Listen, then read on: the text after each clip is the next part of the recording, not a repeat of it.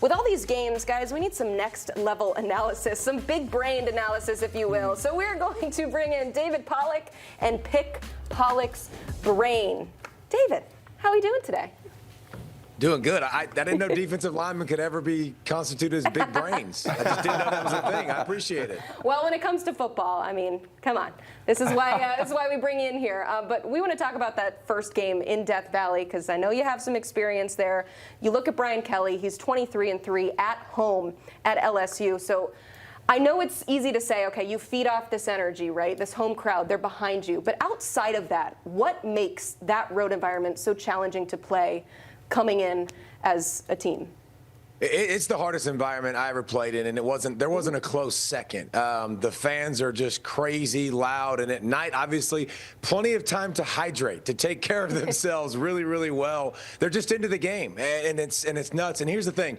This is a desperate LSU team. Like, they have to win. The Mulligans are gone. Like, they've shown some good spurts defensively throughout the season. Last week was their worst performance, but offensively they got it together. This feels like a last stand, desperate move for LSU. I think they're very much in this game. And one thing about this matchup with these two teams, since they've played each other every year, since 2017, the home teams won every single matchup. A desperate LSU team at home in that environment, I think it's dangerous. A&M better definitely make sure they're prepared.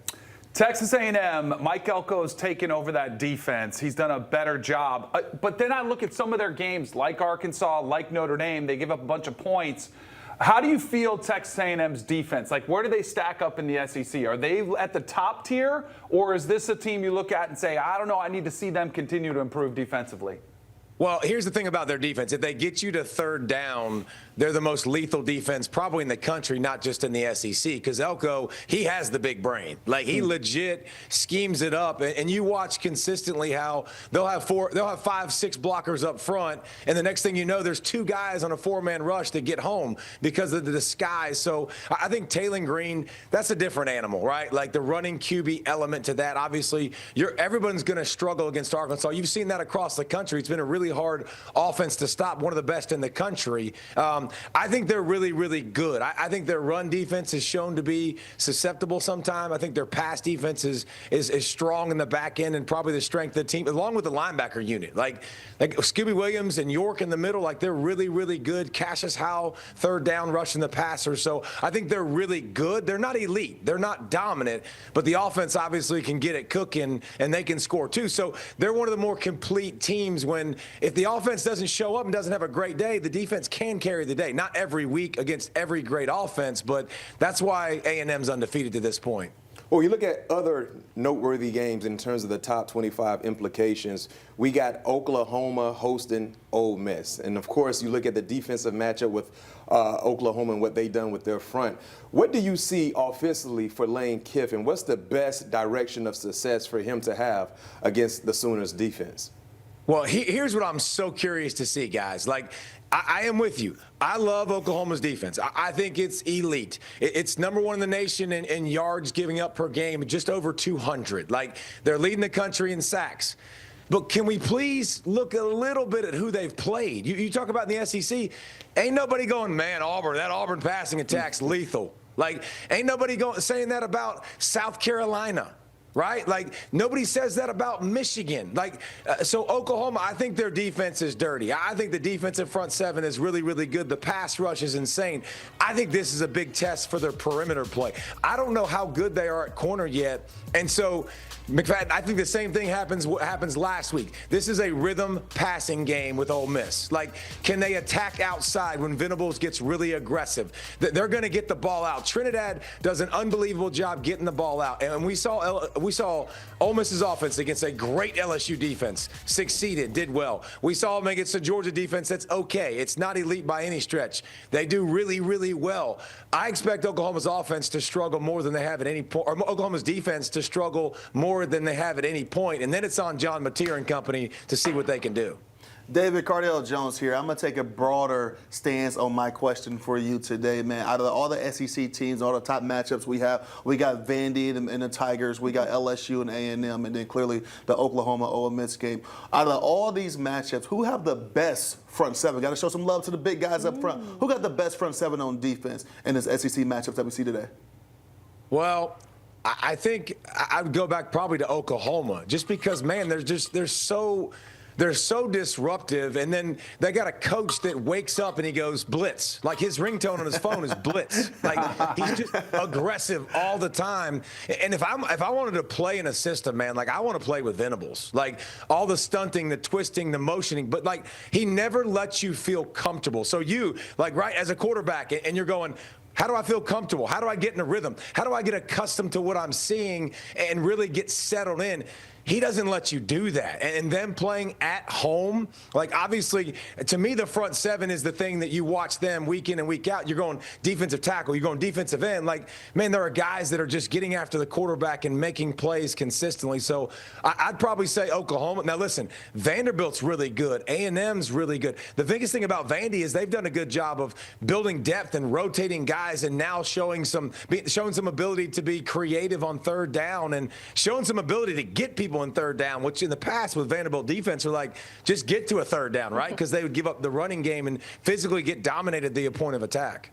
No surprise, this conversation is all about defense. But, David, I want to take it to the offensive side of the ball, because one of the matchups that Cardale didn't mention is Alabama-South Carolina. It's not a ranked-on-ranked, but I want to talk about Ty Simpson, because so much was made of the fact that he stuck around. He waited. He was a backup for 3 years. How are you seeing that experience and that wait pay off with how he's playing?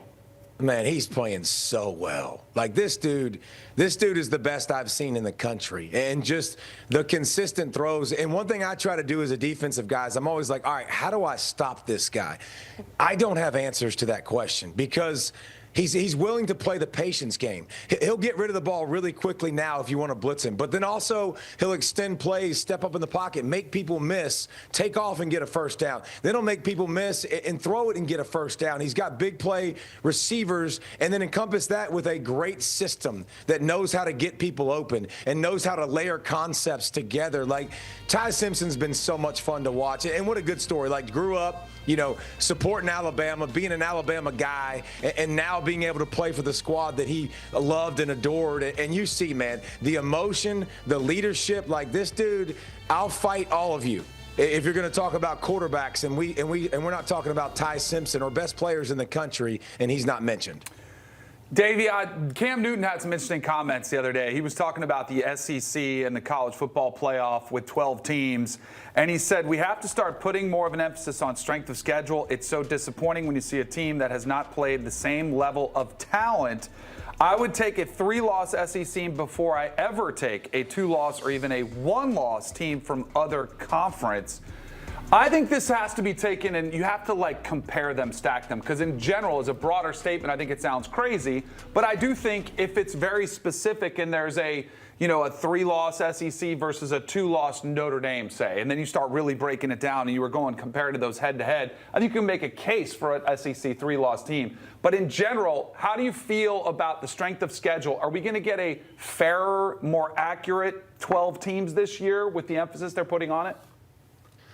I mean, I think you'll never get fair and accurate, because what people determine as successful or as competitive is different than each other, right? Like, not everybody thinks, because, it's some people think a loss is a huge determining factor, a huge knockdown. Some people put more priority on a big win. So as long as humans are doing this, and that's what we want humans doing this. We didn't like the computers, but that's the importance of the expanded college football playoff. Because I love that we're debating 13, 12, and 14, right? Not Florida State, 5.